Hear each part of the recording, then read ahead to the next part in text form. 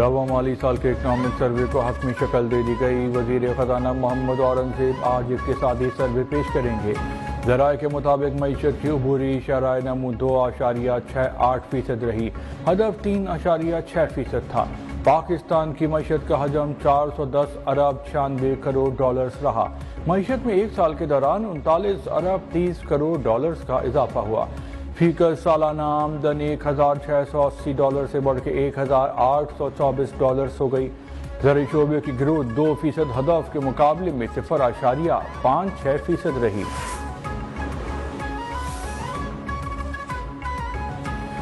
وزیر خزانہ محمد اورنگزیب نے کہا کہ بجٹ میں ایسے اقدامات کر رہے ہیں جس سے ملک آگے بڑھے گا۔ میڈیا گفتگو میں کہا، ایک رات میں سب تبدیل نہیں کر سکتے، کچھ وقت درکار ہے۔ آج ہر کوئی مان رہا ہے کہ ملک کی معیشت میں بہتری آ گئی ہے۔ وزیر اعظم شہباز شریف کی قیادت میں معاشی بہتری آئی ہے۔ جو استحکام آیا ہے اس کو آگے لے کے جائیں گے۔ آج اقتصادی سروے آ رہا ہے، 10 جون کو بجٹ پیش ہوگا۔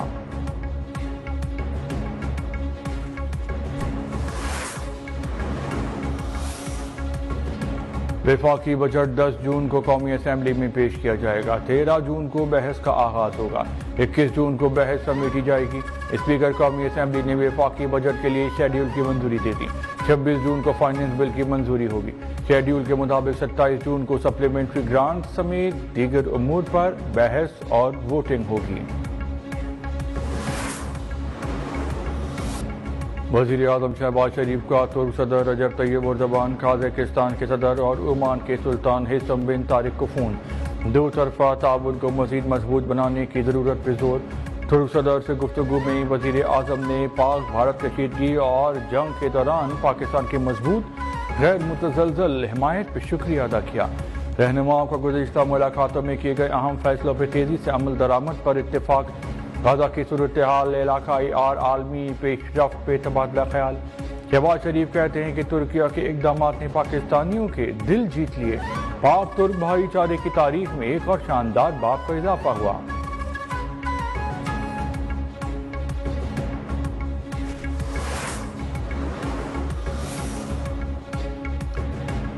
وزیر اعظم شہباز شریف کا چاروں صوبوں کے وزرائے اعلیٰ مولانا فضل الرحمان، خالد مقبول صدیقی، حافظ نعیم، اویس نورانی، دیگر سیاسی رہنماؤں سے رابطہ عید کی مبارکباد دی۔ وزیر اعلیٰ مریم نواز، مراد علی شاہ، الیمین گنڈاپور، سرفراز بگٹی نے وزیر اعظم کا شکریہ ادا کیا۔ وزیر اعظم کا گورنر سردار سلیم حیدر، فیصل کریم گنڈی، جعفر خان مندوخیل کو فون، نیک خواہشات کا اظہار۔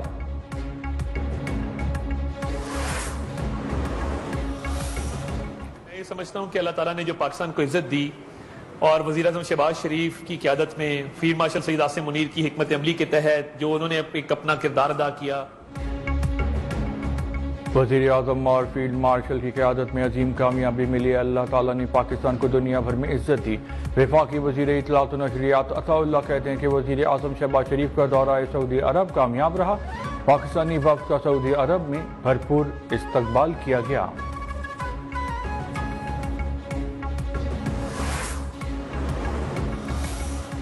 بھارت سمجھتا ہے کہ وہ ہمارے دریاؤں کا پانی روک کر وہ پاکستان کی معیشت کو نقصان پہنچا سکتا ہے، یہ اس کی بھول ہے۔ بھارت سمجھتا ہے ہمارے دریاؤں کا پانی روک کے معیشت کو نقصان پہنچا سکتا ہے، یہ اس کی بھول ہے۔ وفاقی وزیر احسن اقبال کہتے ہیں کہ پاکستان کے حصے کا پانی بند کرنے نہیں دیں گے۔ ناروال میں میڈیا گفتگو میں کہا، آپریشن سندور کا منطقی انجام اب بھارت کے وزیر اعظم نریندر مودی کی شکست سے ہوگا۔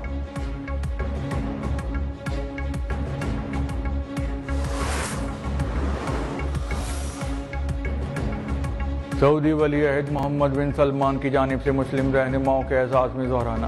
اسپیکر قومی اسمبلی ایاز صادق اور گورنر سندھ کامران ٹیسوری کی شرکت۔ ایاز صادق نے سعودی ولی عہد سے ملاقات کی، پاکستان کی مسلسل حمایت پہ شکریہ ادا کیا۔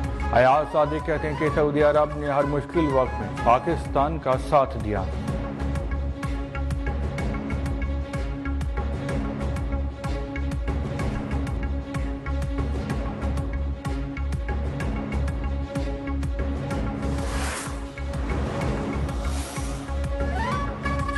بجلی کے 2 میٹر لگانے پر پابندی کے حوالے سے افواہیں گمراہ کن قرار۔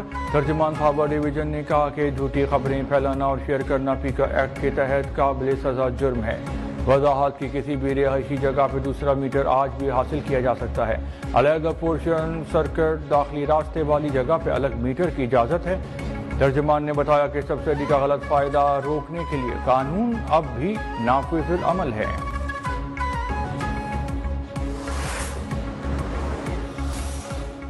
دوسرے دن بس دوستوں کے ساتھ باہر باربیکیو.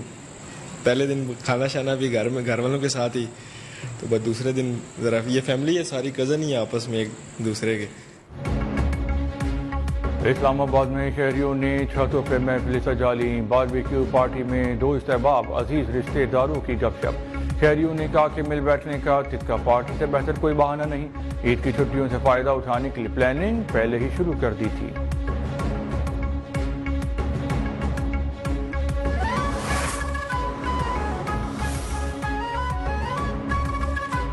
شدید گرمی میں لیمکا دے تازگی کا احساس. لاہوریوں نے خوابوں شابوں کے بعد انہیں ہضم کرنے کے لیے لیمکا سوڈا کی دکانوں کا رخ کیا.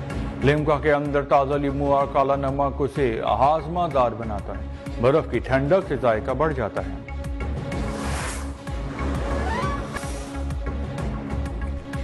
کراچی میں پھر زلزلے کے جھٹکے. شدت 3.5 ریکارڈ کی گئی. زلزلہ پیما مرکز کے مطابق گہرائی 9 کلومیٹر تھی. زلزلے کا مرکز ملیر کے جنوب مشرق سے 4 کلومیٹر کے فاصلے پر تھا.